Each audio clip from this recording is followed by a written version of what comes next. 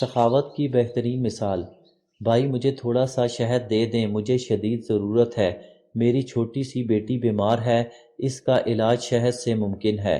افسوس، میرے پاس اس وقت شہد نہیں ہے، ویسے شہد آپ کو مل سکتا ہے، لیکن آپ کو کچھ دور جانا پڑے گا۔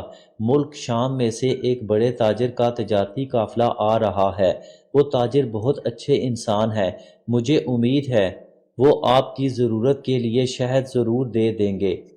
ضرورت مند نے ان کا شکریہ ادا کیا اور شہر سے باہر نکل آیا تاکہ قافلہ وہاں پہنچے تو تاجر سے شہد کے لیے درخواست کر سکے۔ آخر قافلہ آتا نظر آیا تو فوراً اٹھا اور اس کے نزدیک پہنچ گیا۔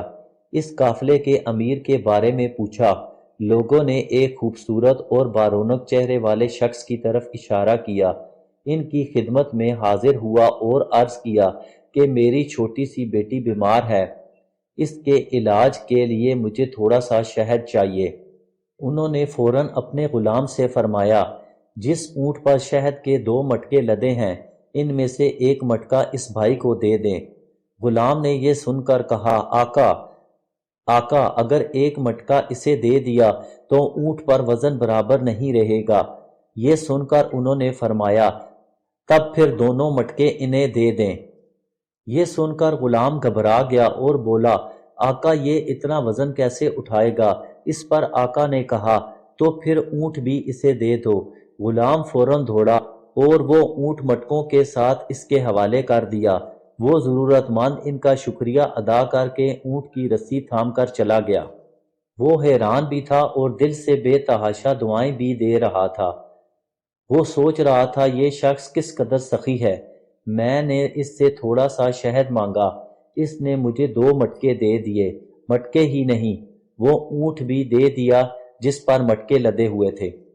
ادھر غلام اپنے آقا کی خدمت میں حاضر ہوا تو آقا نے غلام سے کہا، جب میں نے تم سے کہا کہ اسے 1 مٹکا دے دو تو تم نہیں گئے، دوسرا مٹکا دینے کے لیے کہا تو تم تب بھی نہیں گئے، پھر جب میں نے تمہیں یہ کہا کہ اونٹ بھی اسے دے دو تو تم دوڑے چلے گئے، اس کی کیا وجہ تھی؟